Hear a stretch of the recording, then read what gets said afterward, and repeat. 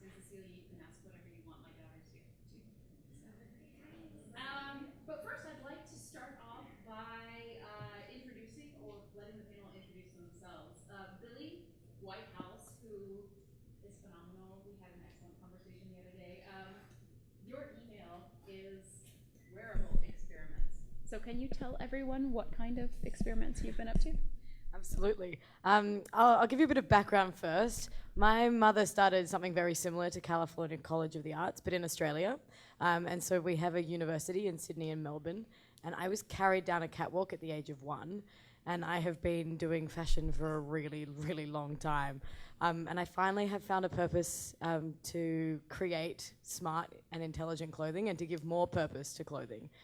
So I started a company a bit over a year ago, and it's called Wearable Experiments.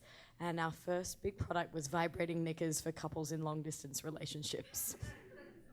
And it's iPhone and Android, and it actually pairs to your partner's underwear. So that has been like the most entertaining journey of my life. I haven't stopped laughing for an entire year. And since then, we've done a navigation jacket so that you can wander around a city map-free. And then also a sports product for sports fans so that you can empathize with your favorite sports team, where you build the emotional feedback into the chest of your fan jersey. And hopefully I can give you some insight today. Yeah. Yeah. Thank you. Awesome. Amy. Hello. Hi. So, Amy is very closely affiliated with both fashion and CCA because you run the fashion program here at the school. And I'm wondering, I mean, we spoke about this on the phone the other day, but can you tell everyone a little bit about what your definition of wearable fashion is? Or fashion and wearables? Tricky question. Fashion design right now seems to be at an inroad and a questionable place with regard to what wearables really are. Of course, fashion is wearable. We wear apparel, and what we build as fashion designers is on and around the body in all levels of it, and that's what we're teaching our students how to do, of course, build garments. The intersection of what technology and where technology is going to fit into this is a brave new world. It's completely open, and as of yet, it has been looked at in an experimental place. It is not really worn on the streets completely. So we're looking at where the future is, and the future being next year as well as 20 years from now. Awesome. And I have a favor to ask. Can everyone just test their mics? Can you make sure that it's on? Because it may or may not be. Hello. Try again. It says works. It is. Yeah? Okay, cool. But I don't believe it. Okay. Hi. Hi, Marieke. Hello. Hi. So you work in trend forecasting. Yes. Can you tell everyone a little bit about what that is specifically when it comes to wearables? Well, it mostly is in general, actually. I own a trend forecasting company called Proef. We work with all kinds of companies to understand what people want in the next couple of years.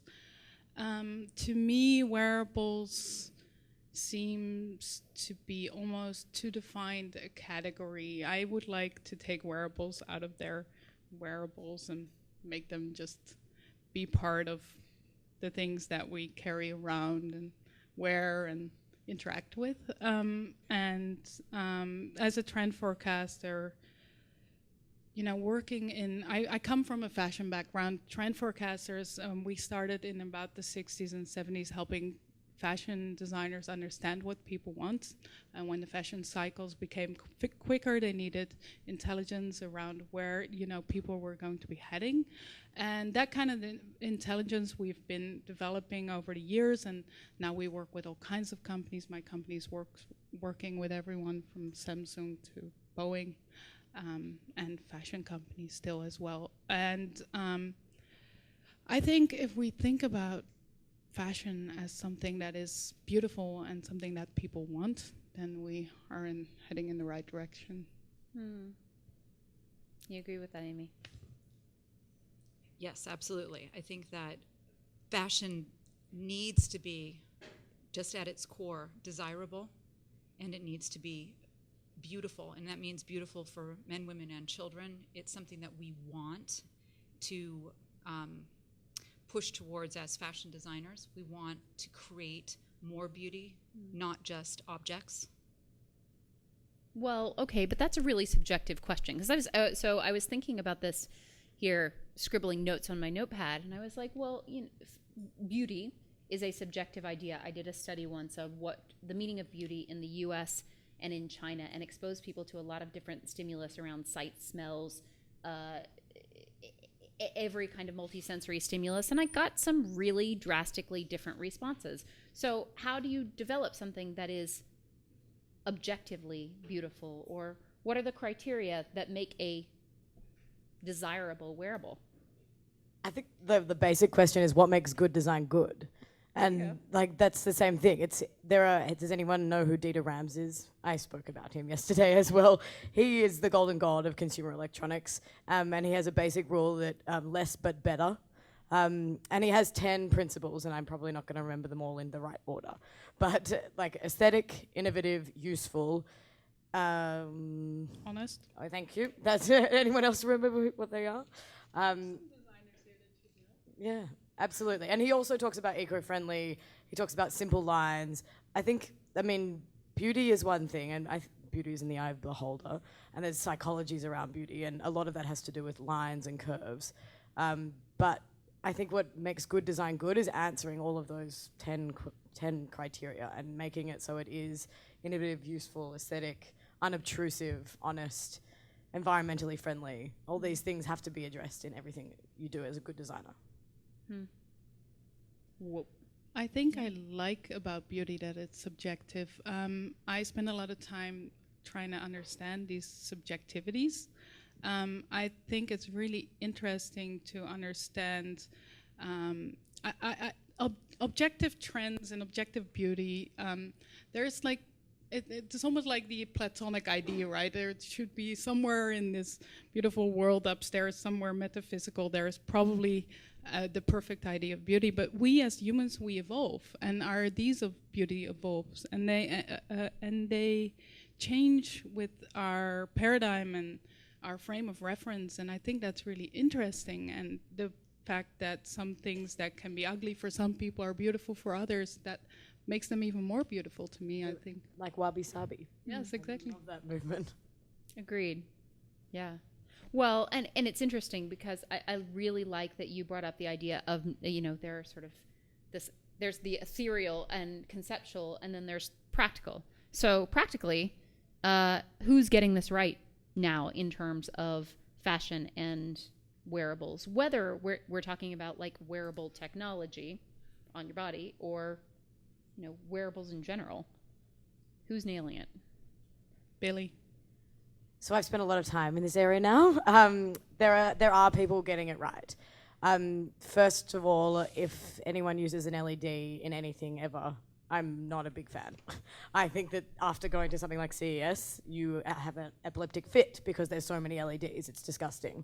So people who are using technology and encouraging technology to be invisible, companies like Studio XO, they're exceptional. They're just marvelous. And what's been amazing about being in this industry is everyone's super supportive. And when you find a community around what you love and what you do, everyone wants to help each other. So there's a range of sort of handbag companies that are very much in their infancy that are learning to make their technology invisible, and they're not putting the tech first. The design, the comfort, the feel has to come first. And that to me has been the problem with the wearable technology to date, is that the tech has come first. Everyone's been like, ooh, gadget, yay, hooray, let's put something else, I'm sorry, on my head. I just can see you with your Google Glass, so I had to pick on you. I don't think that that's the future of this. The future of this is full integration, absolute invisibility, and the design coming first. Other people want to add to that? I think that it's a question of who's doing it right for what use. And right now, on the street, the use is gadget. In the costume realm, there are people who are pushing the envelope, And then in the sports world, there are people who are pushing the envelope. But I don't think yet in wearable street clothing that it has come to a place where we're even ready to move off of it. What about what I'm wearing? Well, she already mentioned that you were the right person. So, okay, in addition to Billie WhiteHouse, but truly there are not that many people that are doing things that are adoptable, that are in the market to be worn in a scalable way. Can you think of any specific examples? I like that you brought up the costume realm, because that's not one that came up last night. Hi, Meg. I was about to talk about you. Last night on the panel, we were talking a lot. She slides into her chair. No, you should all meet this woman. Her name is Meg Grant. She's amazing. But she got tons of shout outs from stage because she's doing some really interesting experiments around things like weaving photovoltaic fibers into fabric to make interesting types of wearables. And that came up, but things around costuming did not. So Anouk Whipwreck and Nicola Casa, her partner in many of her crazy pieces for Cirque du Soleil. Of course, there's Iris van Herpen, who is sitting in between. So again, she's looking to build out a real street Pret line. But right now what she has been showing is really more considered on a couture and costume level. So if we're looking at those people, that's who I'd call out. And of course, Nancy Tilbury from Studio EXO. And Pauline von Dogen, she designed a dress that has 72 solar panels on it, so you can charge your iPhone for 2 hours. It is actually beautiful, though. It is really, really well designed, and she's a really clever designer, and she's also part of this community of people who are amazingly supportive. And if she's figured out a battery life solution that I don't have, we share that information. You notice I'm sitting here with a pen. I'm like, note that, meet that person. Hello. What Billie just said about the collaboration is not something that is a norm for the fashion industry. Not at all. Speak to that. So very typically, we keep our secrets to ourselves. We don't share our information. We certainly wouldn't share our factories.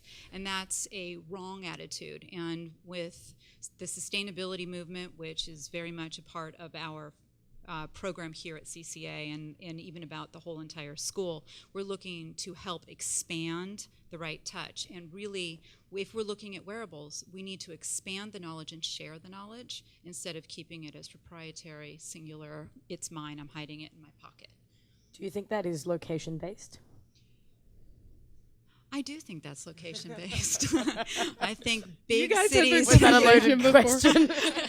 Well, it speaks to a larger trend in the world, especially in the world of technology, around open source. Everything is going open source, and I heard this story. I was speaking at a conference recently where a gentleman was giving an example of bebop music from the 1940s. And he said that the people who were playing would sometimes turn their back to the audience because they were playing in such a new style that they considered that proprietary IP, and they knew the other musicians would come and sit in the front row of their shows, and they didn't want to give away their secrets, so they'd play backward.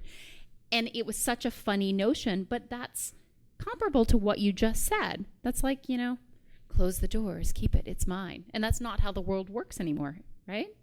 Collaboration is the only language to take things forward. I had a discussion with Nancy from Studio EXO yesterday about having the same factory. Why not all share this information? Why not move the entire industry forward and help each other? I mean, that's how we actually move it forward. I mean, the industry is still in its infancy, but we're exciting people about what technology can do for you and how it can improve the efficiency of your life. Like, why shouldn't we be sharing that information? The reason I asked the question about location is that in New York, that is the way everyone speaks. If I know something and I can help you, you want to support the young startup that's sitting beside you because in 10 years' time, they might employ you. And this whole idea that you've got to keep your secrets to yourself just seems idiotic to me. It's beautiful. I hope it really propels the industry forward, because I think as a trend forecaster, I've been tracking these inbuilt technologies, and I see a lot of fabric innovations as technology too, and I think that there's a lot of things out there that can be done and should be done and aren't being done, and it's nice to be in such a moment of acceptance. And that's also something that I'd like to tell you guys, like, take this moment, because in a couple of years people are going to be over this whole wanting everything futuristic and new, and so it's a moment to really start pushing for really cool innovation and all work together to make it happen. And It's funny because I just don't think it needs to be super futuristic. No, Although I I think the thinking should be. Yeah. I mean, I was trying to say before, this is a wearable. My jacket is a wearable. It directs you where to go. I upload from my phone where I wanted to go, and it taps me on the shoulder when to turn left, when to turn right. And that whole idea that you wouldn't have a clue. I was going to swear. Sorry. That's the whole idea. And like, I can share that information openly, and I would happily tell people we encase in medical grade silicon. And I can tell you where we make it, and I don't use any of the commercial manufacturers here in the States. I did it all in Australia. So if I can do it, you can do it. And there are other people doing it. Thank you for that. I mean, that's a really beautiful segue, because I was sitting here thinking, wearables is tied very closely to all of the other trends in the Internet of Things, which I've been looking at closely. And there's some interesting people doing things with like embedding sensors in fabrics, and like Ohm Signal is making their undershirts that are lovely, and you can't even tell that there are sensors in there mostly. But I'm wondering, Marieke, you brought up you're seeing some trends out there. What else are you seeing? What else should people be doing, and what else are they doing that we might not know about here? Oh, geez. On the spot. So many things. No, I think it's a really important moment to innovate and do it in the right way. Of course, people are not going to just buy anything that you make. Make sure that it's emotive, and that it has warmth, that it can go offline. I think there's a big trend towards going offline and analog. We don't always want to be tracked. You're already seeing a lot of manage your own data kind of stories going around, so I think that's very interesting. That's just some of the things that we're thinking about. I think seeing that fashion is going in a more relaxed kind of direction, I think I would like technology to become more relaxed. And I think that could be a very interesting kind of challenge. I was sorry. I don't want to be a hog. I think exactly what you're saying. It's this idea of mindfulness and being appreciative of the silence and not being connected all the time. I mean, we're so addicted to our smartphones, it's obscene. It is actually disgusting. And part of the reason we wanted to create wearables, for me, was to get people back to being human, so you don't have to have this constant addiction to your screen.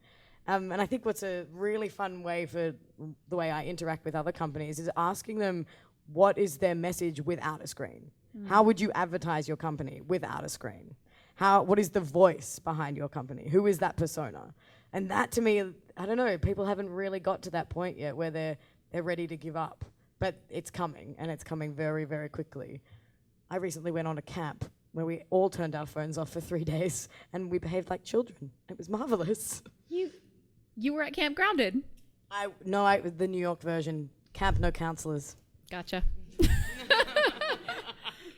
We do summer camp. That's what we do. Yes. It's amazing. It's awesome. And I still have phantom vibrations. Like, for the first couple of days, I get so twitchy that I'm like, where's my phone? Where's my phone? Where's my phone? It's, an addiction for sure. Well, you sort of spoke to one of the questions that I had written down. And this is maybe one for you too, Amy, that would be a really good one, because designers, when they're designing, they tend to have a muse. Like, I am designing for this type of person, this type of woman, So who is the wearables person now? Particularly, I really like the idea of focusing this on women, because they're sort of an underserved market in this space. But so who would that persona be? That is designer should design for to make these really human. Aren't personas like so old-fashioned? Yeah. Yeah, they are. I mean, it was discussed last night, and I don't believe that we'll design for an attitude, but it's not necessarily attached to a singular person or a category of people's. And so I think that wearables is a similar thing. I could wear this jacket. We're not the same people. We're not from the same land. And there shouldn't be anything about it except for, again, going back to it being a desirable item. Do we need it to be applied to our garments? Do we need it to be integrated into our garments? Do we need to have this? Would be more the question. And whoever the we is should be the people that are addressed by the product. So, you know. Yeah, it's like an emotional opportunity almost. Or like, what problem are you trying to solve? That's how I think as the designer. And that's what we did last night in class. It was like, first define the problem, then define how you can solve that problem on the body. So model that form of the body and then design around that. Don't think about what already exists in terms of like built it into a pair of glasses, built it into a pair of shoes. Literally model that part of the body and design from the model, because that's not like thinking in the shoes that already exist. That's saying, okay, there's a pair of socks, I can implant it or impregnate, which is my favorite word, with technology. If you think about the form first, then you're totally redesigning, and the problem is totally redefined. Well, speak to how you did that for, you did vibrating knickers, which is an excellent topic of conversation here and one that I wanted to get to. So how did you go? What was that design process like? Hilarious. I made every single one of my friends try on a pair of knickers, and then I was like, does this work? I actually said, did that hit your junk? But that's fine. I think for us, where we started with was this idea of intimacy. And that was the problem we were trying to solve. We wanted to be able to give people intimacy over vast distances. And so we came up with a solution where we're like, okay, here is where the body sits. Here is where the form folds. How do we make a sensation of touch?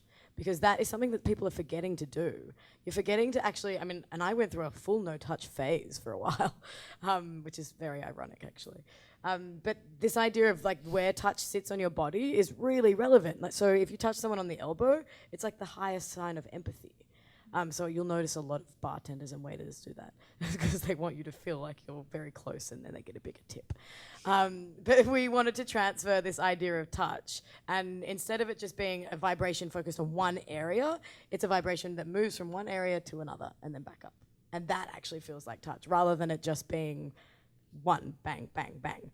And you'll notice, well, I notice that when I give my app to people and they touch it for the first time, every single man just focuses on one area. And it's very, very true. But then you teach them through the application that you have to move it from one area to the other. and they learn, and men are fast learners. I literally have laughed for 12 months. I've been to the Playboy Mansion twice now. I met Hugh Hefner. Is he really small? I've heard that he's really, really small. Very charming, though. He did come down in his pajamas and his sailor hat. My life is really weird. Oh, geez. Where we've just gone. Interesting. All right. I have one more question, then I'm going to turn this over to the audience. Unless you have more commentary around any of that. I kind of cut you off. Yeah, for me, I even would encourage people to start not just with a problem that you're solving, because you can also add values. And then I think if you start thinking around, we do this thing where we think around trends and we say, okay, people need these kinds of things. They're feeling these kinds of emotions. These are the things that are makeable. And it's kind of the same. I think you're doing that like kind of unknowingly, but it's a kind of, if you're not a creative thinker, it's a really easy way to think around what the opportunities are to solve a problem or add a value, is to think around, okay, what are the emotional trends that people are going through, and then what's manufacturable and what's happening socioculturally. Okay, there's moments in that time where people are feeling isolated because of, technology, and then there's also much more openness towards sex. I don't know if you've noticed that in America, for instance. I think it's a moment to launch something like this. Like a couple of years ago, everyone was super uptight. It's a stupid joke. But I think that those kinds of trends are interesting for me, and that's opportunities to create something completely new and not think about what's doable, but, hey, where can I make something, I'd like to add one thing. That fashion designers don't tend to approach fashion design from the question of a problem. No. We're not necessarily solving anything in our day-to-day activity. We are out to make clothing for the body, and if it then fits in a market sector or a category, then we work within that category. So if it is an activity-based product or category of product, we're building to that, and we're still working around soft materials at a level for the human body to wear. And then we want these to be desirable. We want them to fit well. We want them to be comfortable. We want the consumer to look at it and just have to have it, because we've made something that would be lovely to put on our bodies. So it's not necessarily that same question, but it's coming at this, like the result from two different points. Fashion's coming from one side that tends to make us sit in a place of pretty, which it's not necessarily pretty. Sorry, I'm not talking into this thing, I'm using my hands, but so that's the point, that it's not about solving a problem, it's about making But maybe pieces. it should be. Wouldn't that be a boring world where everything was a problem? I think there should be things that are just beautiful, you know, because we love them. Yeah. I do agree. Like, things should be just beautiful, but I think I there's think you this. agree. I totally agree. I'm just playing the devil's I advocate. didn't have to say anything. I- This is great. They worked it out. I just think that that's part of the problem with the industry now, though, is we just keep producing for the sake of producing, and we keep consuming for the sake of consuming, and we can't possibly keep living this way. Like, we know that everything's going to run out eventually. So how do we give a purpose to fashion that is beyond what it was before? And I think it should always be beautiful, and I think there is a purpose and a place for things that are just beautiful. But I also want to have the other as well. Yeah. I think there's ways. Have you seen the 3D printable closet thing that LG made? Where you put the closet prints the clothes, and then you put them in there and it degrades them and then it builds them up again. Have you ever tried any of them on? No, I'm sure they're horrible. They feel awful. Yeah, the printable fabrics are, yeah. But I think there's opportunities like that, but I also think that there's ways to recycle and to reuse and to buy something that we really like. And I do feel that sometimes we are makers, you know, so if we can enjoy what we make and not feel guilty about it, that will also make us value the things that we buy more and then put more thought into that. Ergo, we will probably buy less but more beautiful things. I think that will also be a cool, sustainable solution. So Amy, I have and sustainability that's your forte. That's where you play. It's where we play as a program, absolutely. Yeah. So, you know, I absolutely agree that it's along the lines of looking at how much do we need to make? What is it that we are making? Maybe that's our problem and our question to solve. But then it goes back to, are we making something that is beautiful? We as designers want to take our pencil to the paper or our newfangled pencil to the screen and draw something that comes from our heart and soul that's going to make something exquisite. And that's what we're trying to do with fabric. And, you know, yes, I understand that there's this massive industry. There's over, I was looking at numbers today, there's over $1 trillion that are changed hands within a year in the global fashion industry. And, you know, the wearable market's only up to 8 billion, so you got a ways to catch us. But does it need to be that? Laugh in the microphone. I like that you got that in there, because the fashion industry is always so underrated. You know, it's a very intelligent, very big industry. That's it. Yeah. We had this conversation the other day about how there is often this misperception that, you know, fashion is not smart or is not a business. It's just an art form. It's both. It is both. And I feel like within just that conversation, you've outlined some amazing design principles or areas of opportunity for what wearables should be. You know, playing in isolation, or, you know, helping people overcome that disconnect that people have, making it sexy. And then, to your point, you know, something that pulls at your heart, that it is exquisite, that you must have. Like, those are pretty solid as design principles. Is anybody doing that right now? Yeah, they are. I think what's been happening is people are waiting for the consumers to be ready. So we've seen all of these companies, but everyone buy a Fitbit, everyone buy a tracker, and we've watched what happens with it. They use it for 2 months, and then they know they walk enough in a day, so they don't use it anymore. That's not, I think you can tell what designers like us care about. We want it to be there forever. So we want to make sure that the consumers are ready to buy this product that's going to last forever. The tech also needs to catch up sometimes. But it's patience. I always just say hurry slowly. My tech improves every 3 months, and it miniaturizes every 3 months. So it's this idea that you can keep evolving, and people are releasing, definitely. Good.